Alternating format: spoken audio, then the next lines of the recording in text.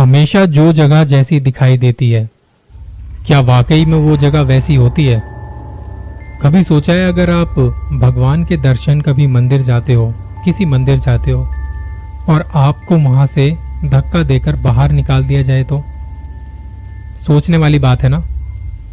इस कहानी के दो भाग हैं, दोनों एक दूसरे से जुड़े हुए हैं। मेरा नाम विक्रांत है, विक्रांत ठाकुर। दरअसल मेरे साथ हुआ यह हादसा आज से काफी साल पुराना है। मैं और मेरी पत्नी शिखा एक रोज किसी गांव के एक मंदिर तक गए थे। कहते हैं वहां मन्नतें पूरी होती हैं।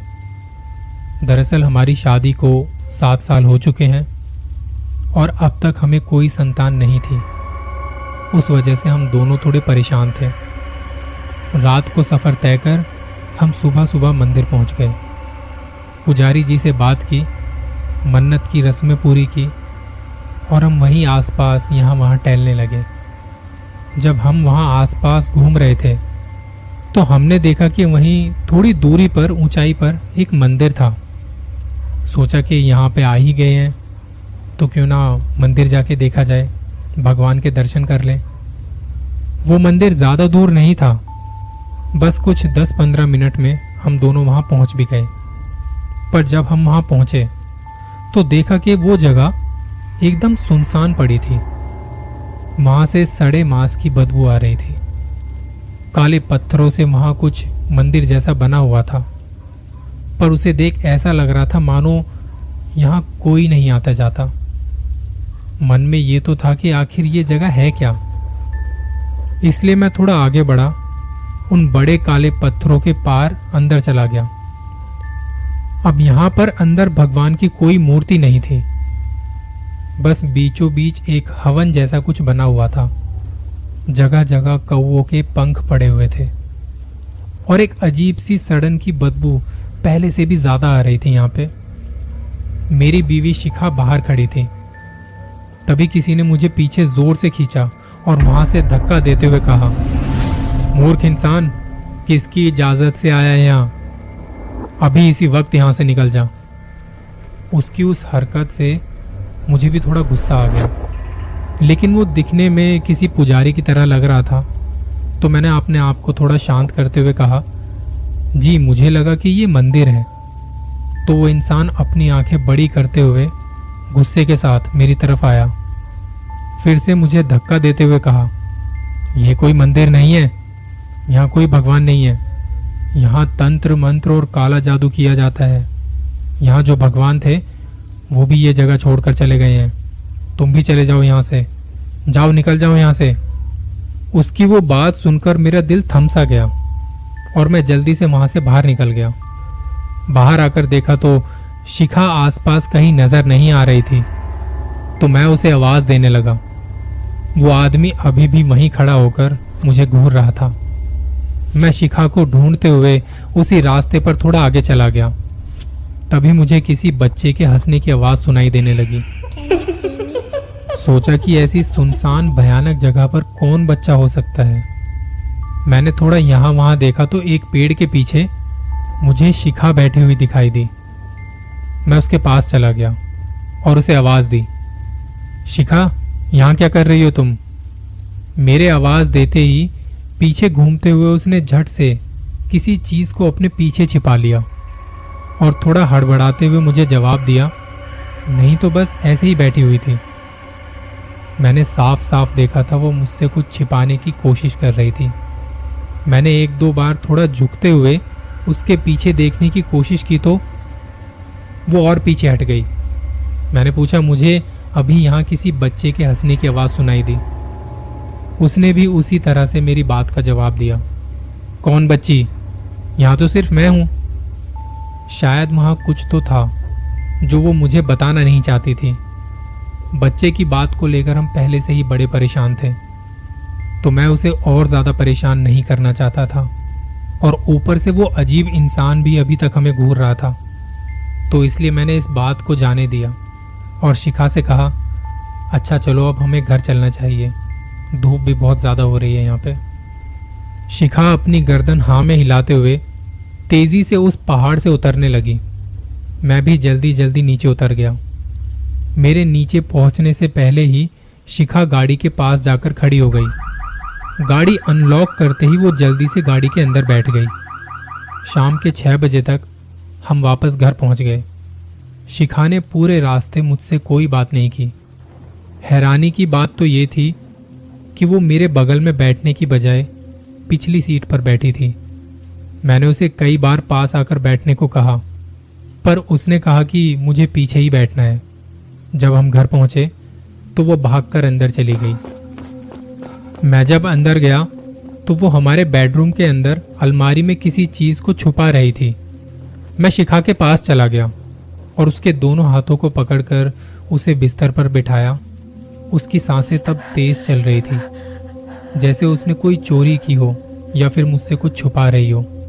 मैंने उससे कहा, शिखा, बुरा ना मानो तो मैं तुमसे एक बात पूछना चाहता हूँ।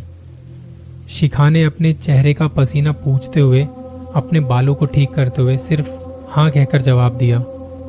देखो, मैं जानता हूँ कि तुम बच्चे को लेकर चिंतित हो, पर मन्नत मांगने के बाद से तुम्हारा बर्ताव अचानक से बदल गया है। क्या बात है?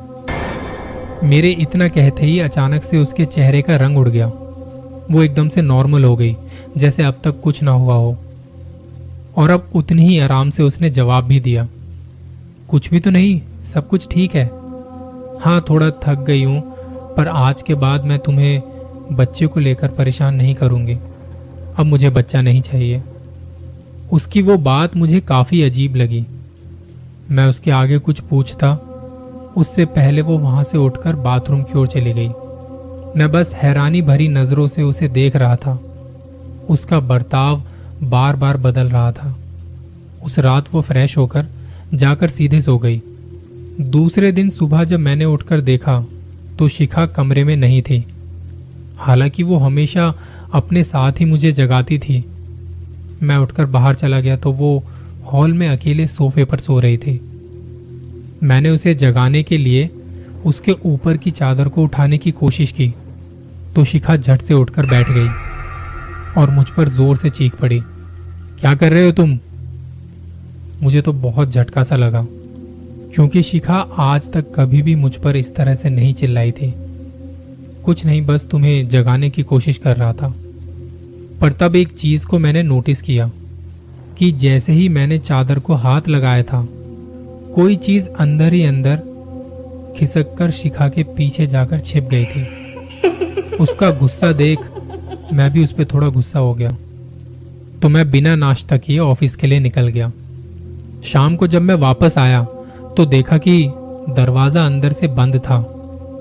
घर की बैल भी काम नहीं कर रही थी।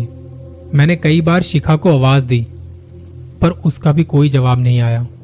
आखिरकार मैंने अपने बैग से चाबी निकाली और दरवाजा खोलकर अंदर चला गया। देखा तो शिखा कमरे में नहीं थी, किचन में भी नहीं थी। तो मैं उसे ढूंढते हुए ऊपर वाले कमरे में चला गया। शिखा वहां पर भी नहीं थी, लेकिन तब मुझे उसके हंसने की और बातें करने की आवाज सुनाई देने लगी। मैंने उस आवाज को गौर से सुनने की कोशिश की।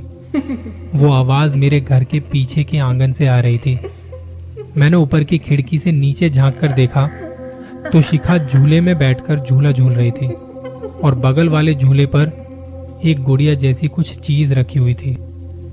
हैरानी की बात तो ये थी कि बिना किसी सपोर्ट से, बिना किसी के झुलाए, वो झूला अपने आप झूल रहा था। मैंने सोचा हो सकता है शायद शिखा ने उस झूले को झुलाकर फिर वो अपने झूले पर बैठ गई हो। मैं सोच ही रहा था कि शिखा ने मुझे देख लिया और बात करते करते वो अचानक से रुक गई। गुस्से में उस गुड़िया को उसने झट से उठाया और सीधे अंदर हमारे कमरे में चली गई। जब मैं कमरे में गया तो फिर से वो उसे उसी अलमारी में छिपा रही थी। मैंने शिखा को उस गुड़िया को छिपाते हुए देख लिया था। वो गुड़िया से बात कर रही थी। मतलब साफ था कि शायद उसकी दिमागी हालत पहले से ज्यादा खराब है। इसलिए मैंने शिखा से थोड़ा शांति से बात करने का फैसला किया और शिखा को आवाज दी, अच्छा तो कल तुम मुझसे इसे छुपा रही थी, और इसमें छिपाने वाली क्या बात है, एक गुड़िया ही तो है। शिखा ने मेरी तरफ बिना देखे जवाब दिया, गुड़िया नहीं, बच्ची है मेरी। मैंने फिर भी उसका मन रखने के लिए कहा, अरे हाँ हाँ, हमारी बच्ची, पर दिखाओ तो सही। मैं भी तो देखूं कैसी दिखती है हमारी बच्ची। और मेरी इस बात को सुनकर शिखा खुश हो गई। उसने उस गुड़िया को अलमारी से बाहर निकालकर अपनी गोद में उठा लिया और मुझे दिखाने लगी। देखो ना, देखो कितनी प्यारी है ना हमारी बच्ची। मुझे तो बहुत अच्छी लगी, बहुत नटखट है। मुझे अब कोई बच्चा नहीं चाहिए, मुझे बस यही चाहिए। मैं इतना तो समझ रहा था कि किसी बात ने उस पर बहुत गहरा असर किया है, पर आज तक उसने इतना अजीब बर्ताव कभी नहीं किया था। पर जब मैंने उससे गुड़िया को हाथ में लेकर देखा तो उसके सर पर बस कुछ ही सुनहरे बाल थे और एक आंख थी तो दूसरी आंख गायब। उसके ऊपर लाल रंग की फटी हुई ड्रेस थी और वो गुड़िया जगह जगह मिट्टी से भरी हुई थी। मुझे तो समझ ही नहीं आया कि शिखा को इसमें ऐसा क्या अच्छा लग रहा था, लेकिन शिखा की खुशी के लिए मैंने इस बार कुछ रिएक्ट नहीं किया। मेरे लिए वो सब कुछ मेरी समझ से बाहर था। उस रात खाना खाकर मैं हॉल में ही अपना काम करते हुए बैठा हुआ था। रात के 11 या 11:30 बज रहे थे और मुझे नींद आने लगी थी। काम करते करते मेरी आंखें झपकने लगी थी कि तभी किसी के हंसने की आवाज़ से मेरी नींद उड़ गई। वो शिखा की आवाज़ नहीं थी, वो किसी बच्चे के हंसने की आवाज़ थी और उसके बाद शिखा के हंसने की आवाज़ आने लगी। मैं उठकर बेडरूम की तरफ चला गया और छुपकर अंदर देखने लगा। देखना चाहता था कि शिखा आखिर क्या कर रही है। शिखा उस गुड़िया को अपने हाथों में पकड़कर उससे बातें कर रही थी। तब शिखा ने उस गुड़िया से पूछा, तुम मुझे बहुत पसंद हो, तुम बहुत अच्छी हो, तुम मुझे कभी छोड़कर तो नहीं जाओगी ना? और सामने का नज़ारा देख मेरी आंखें खुली की खुली रह गई। शिखा की उस बात का गुड़िया ने गर्दन ना में हिलाकर जवाब दिया। वो देख कुछ देर के लिए मेरा दिमाग सुन्न सा हो गया। ऐसा कैसे हो सकता है? मुझे अपनी आंखों पर विश्वास नहीं हो रहा था। 2 दिन से मेरे साथ कुछ ना कुछ अजीब हो रहा था, लेकिन मैंने आज तक शिखा को कुछ भी नहीं बताया। वो क्या कर रही थी मेरी समझ से बिल्कुल बाहर था। तो आखिर रिश्ता क्या था शिखा का उस गुड़िया के साथ? इस कहानी के दूसरे भाग में सब बताऊंगा और कहानी बहुत इंटरेस्टिंग होने वाली है। अपना ख्याल रखिए।